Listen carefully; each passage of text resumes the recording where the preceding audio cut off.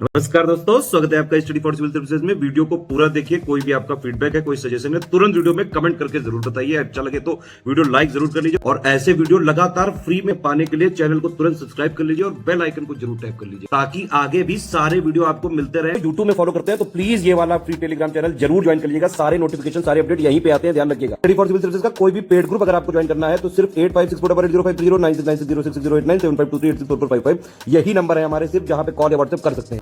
Instagram पे हमारा page जरूर फॉलो कर लीजिएगा, studyforcivil.services है। ट्विटर पे हमको जरूर फॉलो कर लीजिएगा, @studyforcivils है। सारे क्वेश्चन अटेम्प्ट करिए और स्कोर अपना तुरंत कमेंट करके बताइए। चलिए अगला देखेंगे कि इसमें पूछा जा रहा है हमसे कि मौना लोआ निम्न में से किसका उदाहरण है। ठीक है, तो ये है हमारा एक्टिव वॉल्केनो है। ठीक है, सक्रिय एक ज्वालामुखी है जो कि हमारा जो यूएसए का हवाईयन आइलैंड है वहाँ पे स्थित है, पैसिफिक ओशन के एरिया में। और एक इसमें ये चीज़ ध्यान दीजिएगा कि जो हमारे क्लासिफिकेशंस होते हैं वोल्केनो के, तो उसमें शील्ड टाइप का वोल्केनो होता है। ठीक है, अगला है माउंट पोपा मृत ज्वालामुखी किस देश में स्थित है। ठीक है, तो ये डेड वोल्केनो या फिर डोरमेंट वोल्केनो आप इसको कह सकते हैं, जो कि जो मांडले का एरिया है म्यांमार में। ठीक है, यहाँ पे स्थित है माउंट पोपा वोल्केनो। तो ऑप्शन सी को चुनेंगे। अगला है एल मिस्टी ज्वालामुखी किस देश में स्थित है। तो ये है आपका जो साउदर्न अमेरिका में ये एंडीज रेंजेस हैं, तो इसमें जो पेरू कंट्री है ना, यहाँ पे स्थित है, पेरू का पार्ट है, ऑप्शन सी। निम्न में से किस झील को पर्ल ऑफ साइबेरिया कहा जाता है। ठीक है, तो ये आपको पता ही होगा कि बैकाल लेक जो है हमारा, ये इधर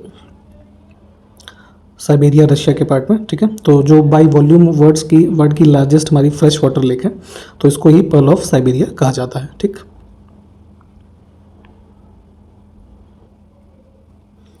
अगला देखिए कि स्टैनली जलप्रपात किस नदी पर स्थित है। ठीक है, तो इसमें जो ये अफ्रीका में है, डेमोक्रेटिक रिपब्लिक ऑफ कॉन्गो, तो यहाँ के एरिया में ये जो कॉन्गो रिवर है इससे संबंधित है, ऑप्शन बी।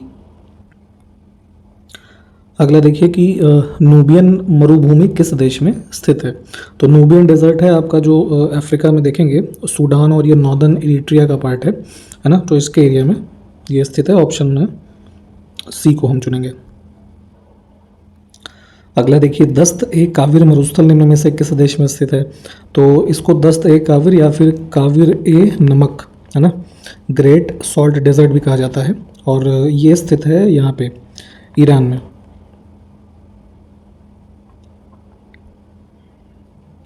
अगला है सरगैसो समुद्र किस महासागर में स्थित है। ठीक है, तो सरगैसो सी हमारा पार्ट है अटलांटिक ओशन का। इन सबको मैप में एक बार लोकेट कर लीजिएगा प्लीज़। अगला है जॉर्डन और इजराइल के बीच कौन सा सागर स्थित है। तो यहाँ पे इसको मैप में आप देखेंगे तो यहाँ पे जो है हमें मृत सागर यानी कि डेड सी मिलेगा। अगला देखिए उत्तर प्रदेश में प्राथमिक शिक्षा के लिए स्कूल चलो अभियान किस वर्ष में शुरू किया गया। ठीक है, तो यहाँ पे जो प्राइमरी एजुकेशन है इन सबको जो है संवर्धन करने के लिए इनका स्कूल चलो अभियान शुरू किया गया था उत्तर प्रदेश में 2001 में। ठीक, ऑप्शन ए करेक्ट हो जाएगा। और इसी में एक अभी लेटेस्ट अपडेट ये ध्यान रखने की ज़रूरत है आपको कि अभी रिसेंटली जो है स्कूल चलो अभियान एक नए तरीके से शुरू किया गया है उत्तर प्रदेश के जो श्रावस्ती जिला है वहाँ से, जो चीफ मिनिस्टर योगी आदित्यनाथ हैं इनके द्वारा।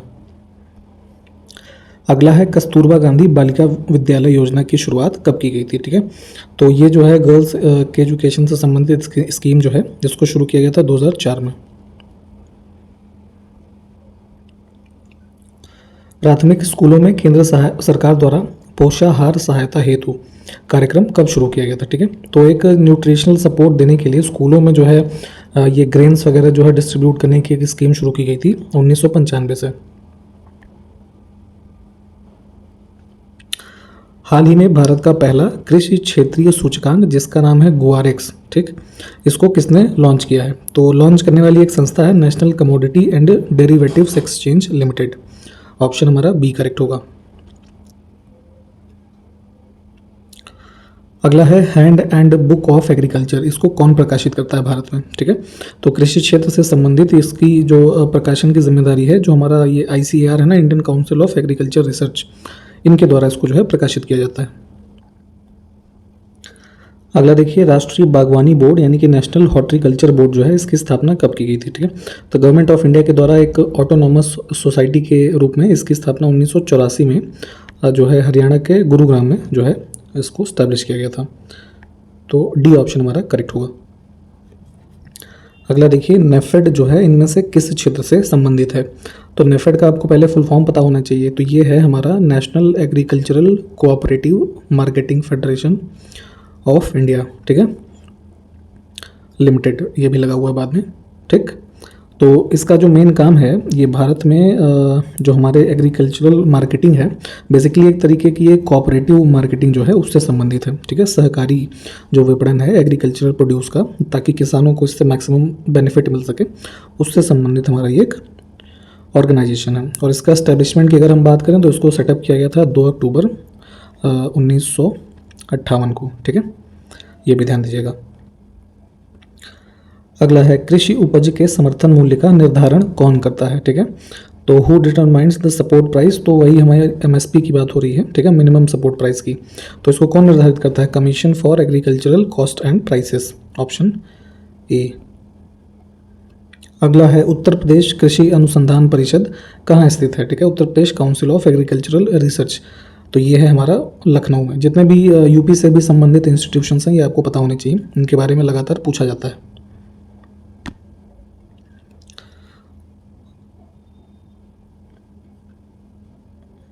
अभी हमने ऊपर देखा था सीएसईबी के बारे में, तो वही पूछा जा रहा है कि agricultural cost and prices commission जो है इसकी इस्टेब्लिशमेंट किस वर्ष में की गई थी? ठीक है, तो 1965 में इसको सेटअप किया गया था। अगला देखिए, अभी आम का सीज़न चल रहा है, तो एक क्वेश्चन आ गया है आपके लिए कि आम की जो एक किस्म होती है दशहरी और नीलम, तो इनके क्रॉस ब्रीडिंग से कौन सी किस्म जो है विकसित की गई है? ठीक है, तो क्रॉस ब्रीडिंग कराई जाती है, जो भी प्लांट्स होते हैं उनके सैपलिंग्स को अलग अलग सैंपल लेके, तो इन दोनों के जो है क्रॉस से बनता है आम्रपाली, ऑप्शन सी। भारत में हरित क्रांति को औपचारिक तौर पर कब अपनाया गया था? ठीक है, तो भारत में जो है एग्रीकल्चरल प्रोडक्शन को काफ़ी बढ़ाने के लिए जो वीट और राइस की क्रॉप से संबंधित ये ग्रीन रेवोल्यूशन स्टार्ट किया गया। एमएस स्वामीनाथन जी इससे संबंधित है। तो ये हमारा जो फाइनेंशियल ईयर है 1966-67, ठीक है, यहाँ से इसको स्टार्ट किया गया है। भारत में हरित क्रांति के जनक एमएस स्वामीनाथन जी जो थे, तो इन्हें पद्म विभूषण से कब सम्मानित किया गया है? ठीक है, तो जो हमारा भारत का सेकंड हाईएस्ट सिविलियन अवार्ड है, इनको ये मिला था 1989 में।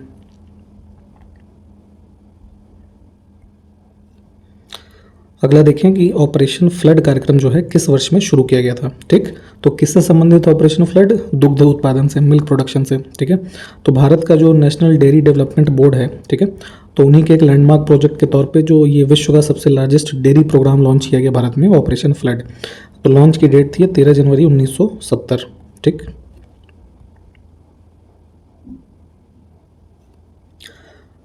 अगला देखें कि किसान क्रेडिट कार्ड योजना का शुभारंभ किस वर्ष में हुआ था? ठीक है, तो जो है किसानों के जो एग्रीकल्चरल लैंड्स होते हैं, ठीक है, तो उसके प्रपोर्शन को ध्यान में देखते हुए किसान क्रेडिट कार्ड स्कीम शुरू की गई थी 1998 में, ठीक है, और ताकि जिससे जो किसानों को हेल्प मिल सके, उनके जो फर्दर एग्रीकल्चरल इनपुट्स हैं जैसे कि सीड्स, फर्टिलाइजर्स, पेस्टिसाइड है ना, ये सब चीज़ें उनको फर्दर हेल्प करें, तो ये स्कीम इस पर्पज़ के साथ लॉन्च की गई थी 1998। हम चुनेंगे बी ऑप्शन। अगला है, राष्ट्रीय कृषि विपणन संस्थान कहाँ पर स्थित है? National institute of agricultural marketing, तो पूरा नाम इसका है चौधरी चरण Singh national institute of agricultural marketing, और ये स्थित है हमारा राजस्थान के अंदर जयपुर में।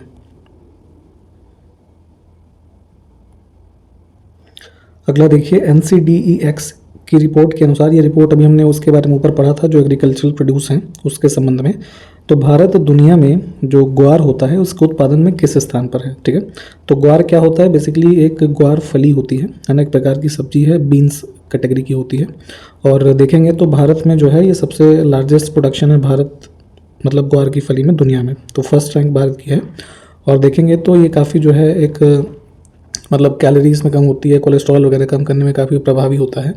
और मोस्टली इधर जो राजस्थान का एरिया है ना, ये इस रीजन में इसका प्रोडक्शन काफ़ी होता है, और पूरे ओवरऑल भारत में भी देखेंगे तो प्रोडक्शन इसका पाया जाता है। देखिए यहाँ पे वो क्वेश्चन पूछ ही लिया गया है कि कौन सा राज्य जो है ग्वार उत्पादन में शीर्ष पे है, तो ये राजस्थान ही है जो इसमें हमारा इस रिपोर्ट के अनुसार सबसे शीर्ष प्रोड्यूसर है ग्वार का, ठीक है, सी ऑप्शन को चुनेंगे। अगला देखिए, नई शिक्षा नीति हमारी आई थी है ना, जो नेशनल एजुकेशन पॉलिसी 2020 की, ठीक है, तो पूछा वही जा रहा है कि कर्नाटक के बाद राष्ट्रीय शिक्षा नीति को लागू करने वाला देश का दूसरा राज्य कौन सा है। तो पहला था कर्नाटक, दूसरा है मध्य प्रदेश।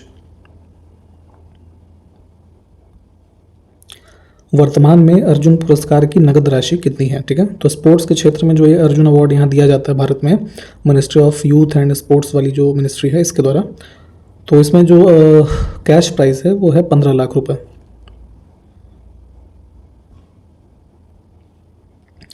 अगला है कि वेल्थ ऑफ नेशंस पुस्तक के लेखक कौन है, ठीक है। तो इकोनॉमिक्स की ये काफ़ी फेमस पुस्तक है, आपने इसके बारे में पढ़ा ही होगा। ये इकोनॉमिस्ट थे एडम स्मिथ, इनकी पुस्तक है। अगला देखिए, निम्न में से किसने अपनी आत्मकथा जो है लखनऊ बॉय शीर्षक से लिखी है। तो ऑटोबायोग्राफी है ये लखनऊ बॉय किसकी, विनोद मेहता जी की, ठीक है। ये एक फेमस इंडियन जो है जर्नलिस्ट रहे, एडिटर और पॉलिटिकल कमेंटेटर भी रहे, ठीक है। और जो है एक मैगजीन आती थी पहले आउटलुक नाम से, ठीक है, अभी भी शायद आती होगी। तो इसके एडिटर भी थे ये, 1995 में इसको उन्होंने फाउंड किया था, ठीक है। तो इन सब से संबंधित हैं विनोद मेहता जी, ऑप्शन ए करेक्ट है। अगला है निर्वासन नामक पुस्तक के लेखक कौन है, ठीक है। तो ये एक राइटर हैं जो तस्लीमा नसरीन है ना, इनकी पुस्तक है, डी ऑप्शन करेक्ट है। अगला देखिए, पहला सरस्वती सम्मान 1991 में किसे प्रदान किया गया, ठीक है। तो सरस्वती सम्मान दिया जाता है किसके द्वारा, के बिरला फाउंडेशन जो है इनके द्वारा प्रस्तुत किया जाता है। ये जो हमारा लिटरेचर से संबंधित लोग होते हैं इनको मोस्टली दिया जाता है। तो 1991 में सबसे पहले फाउंड होने के बाद दिया गया था हरिवंश राय बच्चन जी को। अगला है कालिदास सम्मान किस राज्य द्वारा शुरू किया गया था, ठीक है। तो ये भी एक तरीके का जो है ऑनरेरी अवार्ड है लिटरेचर और इन सब चीज़ों से के संबंध में, मध्य प्रदेश में इसको दिया जाता है।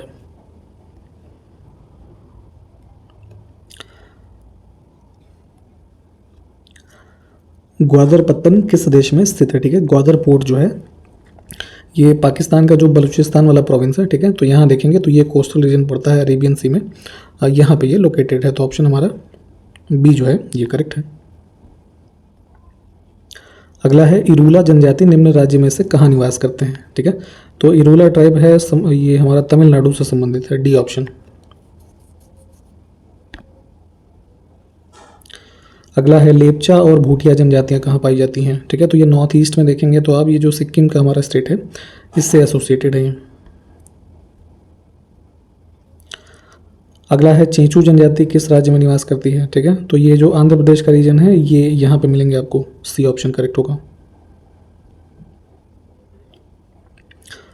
नेक्स्ट है कि चेंचू जनजाति जो है चेंचू भाषा बोलती है, तो ये इनमें से किसकी एक उपभाषा है, ठीक है, सब लैंग्वेज है। चूँकि ये जो आप देखते हैं रीजन जो ये हमारा आंध्र प्रदेश इधर का है, तो ये मोस्टली द्रविडियन जो है कल्चर यहाँ पे काफ़ी फेमस था। तो द्रविड़ जो लैंग्वेज है हमारी, इसी की एक जो है सब लैंग्वेज है चेंचू। अगला है अमराबाद टाइगर रिजर्व इनमें से किस राज्य में स्थित है, ठीक है। तो अभी रिसेंट में जितने भी टाइगर रिजर्व्स नोटिफाइड हुए हैं इनको तो आप प्लीज़ पढ़ लीजिएगा, पूछा जा सकता है। तो अमराबाद के बारे में देखेंगे तो ये है तेलंगाना में।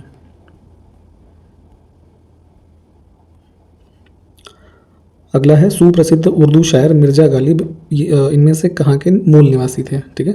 तो जो है इनके बारे में आप जानते ही होंगे, ये संबंधित है आगरा से।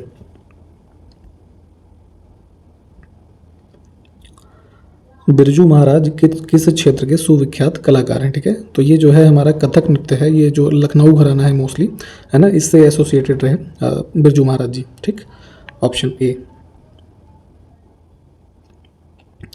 अप्रैल 2022 को आरबीआई ने जो आईडीबीआई बैंक है ना, industrial development bank of India, तो इस पर कितना जुर्माना लगाया था, ठीक। तो आरबीआई की जो गाइडलाइंस कुछ इशूज होती हैं, तो नॉन कंप्लायंस की वजह से यहाँ पे बैंकों पे रिसेंटली कुछ फाइन लगाए गए हैं। तो उसी क्रम में आईडीबीआई पे हम देखेंगे तो 93 लाख रुपए का जो है फाइन लगा है। अगला देखिए, राष्ट्रीय महिला आयोग ने मानव तस्करी रोधी प्रकोष्ठ एक जो है शुरू किया है, ठीक है। एंटी ह्यूमन ट्रैफिकिंग सेल जो है इसमें नेशनल कमीशन फॉर वुमेन में स्टार्ट किया गया है, ताकि जो है ह्यूमन ट्रैफिकिंग वगैरह की घटनाओं को रोका जा सके, ठीक। तो पूछा हमसे ये जा रहा है कि इस आयोग का गठन कब हुआ था। तो हमारा ये एक स्टैट्यूटरी ऑर्गेनाइजेशन है गवर्नमेंट ऑफ इंडिया का, जिसको कि ये जनवरी 1992 से अस्तित्व में है, ठीक है।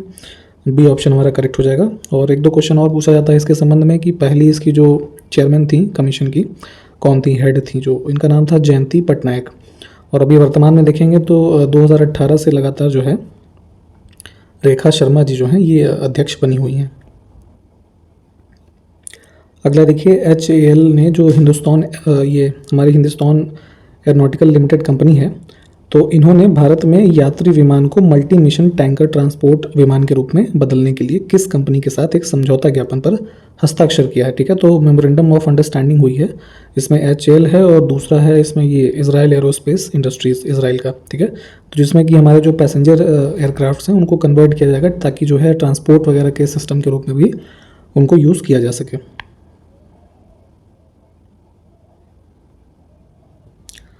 हाल ही में एक पुस्तक प्रकाशित हुई है जिसका टाइटल है tiger of Dras, captain Anuj Nayyar 23 Kargil hero. ठीक है, ये किसने लिखा है? तो कारगिल वॉर जो है उससे संबंधित यहाँ पे कैप्टन अनुज नैयर थे, है ना, जो इसमें शहीद हुए, तो उनसे संबंधित एक पुस्तक ये लिखी गई है। इसमें मीना नैयर और हिम्मत सिंह शेखावत ये दोनों लोग जो हैं इसमें को राइटर हैं, तो इसमें हम सी ऑप्शन चुनेंगे। अगला देखिए QS वर्ल्ड यूनिवर्सिटी रैंकिंग 2022 में कौन सा विश्वविद्यालय शीर्ष स्थान पर है, हमको ये बताना है। ठीक है, तो अभी जो 2022 में ये हमारा रैंकिंग आया है, ये यूनिवर्सिटी रैंकिंग्स का QS का 12वां एडिशन है, ये ध्यान दीजिएगा। ठीक, 12th एडिशन है। दूसरा कि जो है इसमें अलग अलग कैटेगरीज वाइज इंस्टीट्यूट्स को जो है टॉप रैंकिंग दी जाती है। तो यहाँ पे अगर हम देखेंगे तो जैसे ये MIT है ना, तो इसने टॉप किया है जो है इंजीनियरिंग और जो टेक्नोलॉजी वाला सेक्टर है उसमें, तो शीर्ष स्थान पर रहा था, इसको हम यहाँ पे चुनेंगे, ऑप्शन ए करेक्ट है। और इसमें भारत की अगर परफॉर्मेंस की बात करेंगे तो IIT बॉम्बे इसकी रैंक थी 65th और IIT दिल्ली इसका था 72nd। ठीक है, तो ये दोनों इंस्टीट्यूट्स थे जो टॉप 100 में थे इस QS वर्ल्ड यूनिवर्सिटी रैंकिंग्स में। आपको एक क्वेश्चन ये बताना है कमेंट करके कि QS जो है इसका फुल फॉर्म क्या होता है। अगला देखें कि भारत का व्यापार घाटा यानी कि जो ट्रेड डेफिसिट है इंडिया का, तो फाइनेंशियल ईयर 2021-22 में 87.5% है ना, तो इतना बढ़ करके कितने बिलियन अमेरिकी डॉलर अब हो गया है। तो टोटल ट्रेड डेफिसिट की बात करें हम फॉर द फाइनेंशियल ईयर 2021-22, तो ये हमारा 87.5% इंक्रीज़ के साथ अब है 192.41 बिलियन डॉलर्स। ठीक, और जो है कंपैरिजन हम किससे कर रहे हैं, लास्ट ईयर के फाइनेंशियल ईयर से, जहाँ पर ये जो है हमारा ट्रेड डेफिसिट तब कितना था, ये था अराउंड 2.63 बिलियन डॉलर्स। ठीक है, तो इसके रेफरेंस में इंक्रीज़ होकर के अब ये हो गया है, तो ये आंकड़ा ध्यान रखिएगा। हाल ही में रिजर्व बैंक ऑफ इंडिया ने DBC बैंक के प्रबंध निदेशक और मुख्य कार्यकारी अधिकारी के रूप में किसकी पुनर्नियुक्ति की है। ठीक है, तो DCB बैंक है जो भारत में ऑपरेट करता है, तो इसके MD और CEO के रूप में अपॉइंट हुए हैं मुरली M नटराजन। ठीक है, RBI के द्वारा, ऑप्शन डी जो है इसको हम चुनेंगे। और इसी प्रश्न के साथ इस वीडियो को भी समाप्त करेंगे। नेक्स्ट वीडियो में मिलेंगे आपसे। नमस्कार, जय हिंद।